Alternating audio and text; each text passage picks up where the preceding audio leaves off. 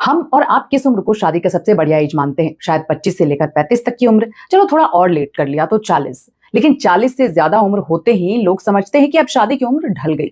अब क्यों ही कोई शादी करेगा?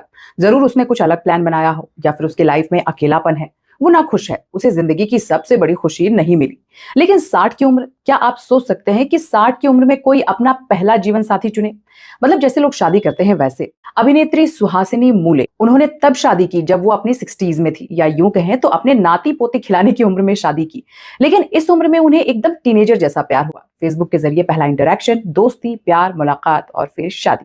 सुहासिनी मूले ने भले ही 60s में शादी की हो, लेकिन 15 सालों से वो एक शानदार वैवाहिक जीवन जी रही हैं। इंडियन सोसाइटी में खासकर कई बार ऐसा होता है कि कंपैटिबिलिटी नहीं होने पर भी सामाजिक दबाव में आकर लोग अपने बच्चों की शादी करा देते हैं। सुहासिनी ने ऐसा एग्जाम्पल सेट किया है जो जिंदगी को ज्यादा महत्व देती है कि शादी जिंदगी का हिस्सा है, जिंदगी नहीं है। जब कोई सच्चा साथी अपनी पसंद का इंसान मिले तो कर लो, अगर ना मिले तो किसी के दबाव में आकर मत करो। जिंदगी बेहद खूबसूरत है, इसे अपने तरीके से एंजॉय करो। सुष्मिता सेन जैसी शख्सियत भी हमारे ही समाज में है, जिन्होंने हमेशा अपनी शर्तों पर जिया, 2 बच्चियों को गोद लिया और उनकी लाइफ अपने आप में कंप्लीट है।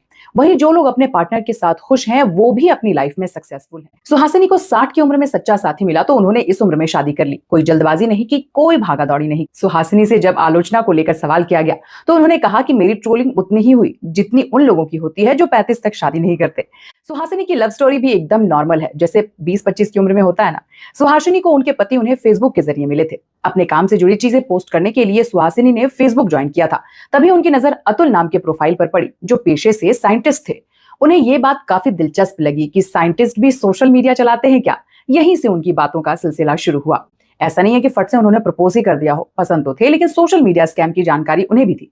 इसलिए उन्होंने पूरी जांच पड़ताल करवाई। मीडिया में छपी रिपोर्ट के मुताबिक जब अतुल ने नंबर मांगा तो सुहासिनी ने मजाक में कहा, अच्छी लड़कियां अजनबियों को नंबर नहीं देती।